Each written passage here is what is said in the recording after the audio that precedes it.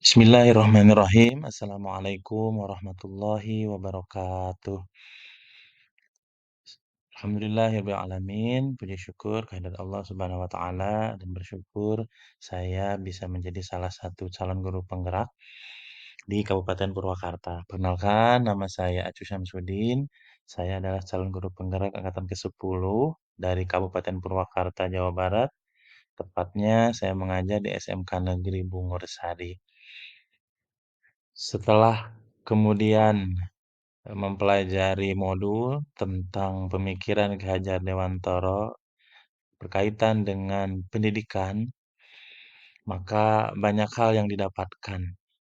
Terutama yang paling disoroti adalah bagaimana yang sedang kontekstual hari ini, di mana diharapkan dengan kurikulum yang semakin berkembang, pembelajaran bisa lebih terpusat kepada anak-anak kita, yakni kepada murid-murid kita.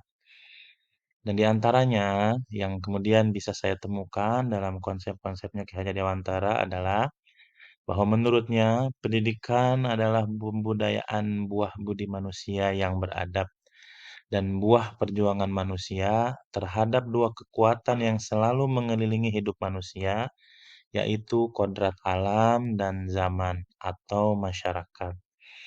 Nah, tentu saja ini kemudian direalisasikan dalam kehidupan sekolah, bagaimana caranya seorang guru dan kita sebagai guru bisa memberikan layanan pendidikan kepada murid-murid kita. Maka yang harus kita lakukan adalah yang pertama, bagaimana caranya guru harus berpihak kepada siswa, kepada murid-murid kita dalam setiap pembelajaran kita.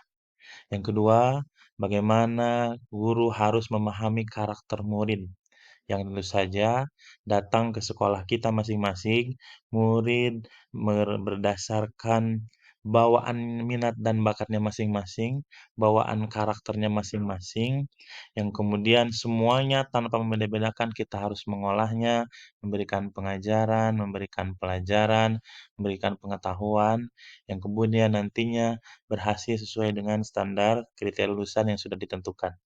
Yang ketiga, bagaimana caranya guru bisa memahami tujuan pengajaran dari setiap materi, dari setiap hal yang akan kemudian kita sampaikan kepada murid-murid kita.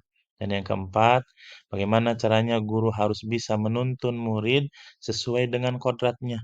Di mana yang tadi sudah disampaikan bahwa menurut Ki Hajar Dewantara ada kodrat alam dan kodrat zaman yang terkait dengan keadaan bawaan siswa yang kita terima di sekolah kita. Dengan hal yang sudah disampaikan tadi, hal-hal yang harus dimiliki oleh seorang guru, maka tujuan yang kemudian kita inginkan terhadap siswa kita tentu saja adalah yang pertama, dengan layanan pendidikan yang sebaik-baiknya yang berpusat kepada siswa, siswa memiliki kemampuan di bidang pengetahuannya dan atau intelektual yang kemudian ditentukannya. Artinya, bagaimana caranya bisa nanti setiap pembelajaran bisa didapatkan hasilnya. Yang kedua, tentu saja tujuan yang berikutnya adalah bagaimana caranya supaya siswa kita, murid-murid kita memiliki budi pekerti yang luhur yang diharapkan sesuai dengan pembelajaran yang sudah kita rencanakan. Maka selanjutnya, semua itu bisa kita usahakan tentu saja, bisa kita realisasikan dengan semboyan yang sudah disampaikan oleh Ki Hajar Dewantara, yaitu yang pertama Ingar Sosong Tulodo, Ing Madio Mangunkarso, Tuturi Handayani. Guru harus bisa memberi contoh dan panutan kepada anak didiknya. Guru harus bisa membangkitkan semangat atau kemauan dalam diri murid dan kemudian melakukan inovasi-inovasi dalam pembelajaran. Dan yang paling utama yang selama ini kita kenal, tuturi handayani. Guru harus memberi dorongan, harus memberi motivasi kepada siswa dan anak didiknya. Dalam dunia nyata hari ini, dalam dunia pendidikan, tantangan realnya adalah ternyata sesuai dengan apa yang sudah Ki Hajar Dewantara pikirkan jauh sebelum hari ini.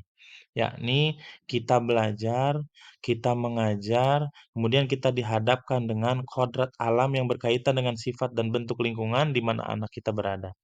Sedangkan kodrat zaman berkaitan dengan isi dan irama, ternyata semakin hari semakin kini semakin berkembang, sehingga tantangan dalam pembelajaran sangat luar biasa.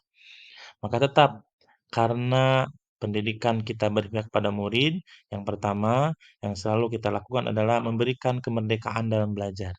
Yang kedua, yang kemudian harus kita lakukan sebagai pengajar adalah memberikan suatu yang terbaik dengan cara berpikir kreatif dan inovatif dalam pembelajaran-pembelajaran yang kita laksanakan.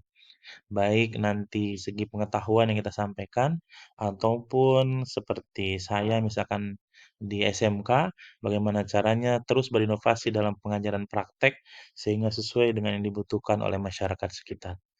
Yang ketiga, menyesuaikan pembelajaran dengan sesuai perkembangan zaman dan teknologinya. Ya, ini sangat penting sehingga kemudian siswa kita bukan hanya memiliki pengetahuan tetapi juga memiliki skill ataupun kemampuan sehingga nanti setelah keluar dari sekolah tujuannya tentu saja bukan hanya untuk bisa melanjutkan pendidikan lebih tinggi, namun bagi sekolah kami yang SMK tentu saja supaya nantinya bisa langsung diterima di dunia kerja. Adapun yang kemudian sudah dilakukan, eee Nah, tantangan dalam mengajar hari ini, yang real kita sering hadapi setiap harinya adalah, yang pertama perilaku siswa yang beragam, kemudian konsentrasi siswa yang kurang, kemudian kurang interaksi dalam pelajaran, atau ada juga kadang kita sering mengalami daya serap siswa yang berbeda-beda. Tapi semua itu tentu saja adalah kalau kita bisa menyikapinya dengan baik, pembelajaran akan dapat dilaksanakan dengan baik. Atau bisa jadi semua itu bisa kita alami dalam setiap hari pembelajaran kita. Kesimpulannya adalah mungkin kita kurang persiapan dalam mengajarnya.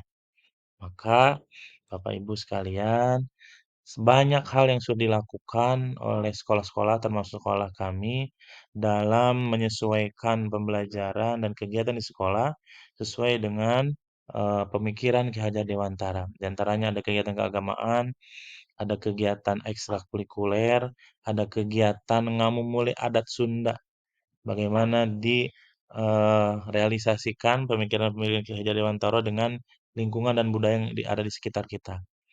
Ini adalah contoh-contoh kegiatannya, ada kegiatan paskibra, latihan, tampil sebagai tim pengibar dan lain sebagainya. Ada kegiatan pramuka, pembinaan mulai dari pengisian buku, SKU dan lain sebagainya. Ada kegiatan PMR yang tentunya bisa bermanfaat dan berguna bagi teman-temannya dalam setiap kegiatan di sekolah. Kemudian ada kegiatan duha dan keputrian, guna ada kaitannya dengan pendekatan siswa terhadap Tuhan Yang Maha Esa, yang ini juga tidak kalah penting untuk bisa menjadikan siswa kita yang memiliki karakter dan perilaku yang baik tentu saja. Dan tidak lupa, banyak kegiatan-kegiatan yang sudah dilakukan kaitannya dengan ciri khas dan keunikan daerah. Karena kita ada di daerah Sunda, sering setiap setahun sekali kerjasama antara guru bahasa Sunda dan juga kesiswaan mengadakan kegiatan-kegiatan kaulinan Sunda yang bisa dilaksanakan setiap tahun sekali atau bekerja sama dengan tim P5. Itu yang bisa dilakukan dan baru itu saja yang bisa dilakukan oleh saya, pemahaman saya terkait dengan pembelajaran yang sudah dilakukan di sekolah saya, hubungannya dengan pemikiran Ki Hajar Dewantara. Terima kasih. Wassalamualaikum warahmatullahi wabarakatuh.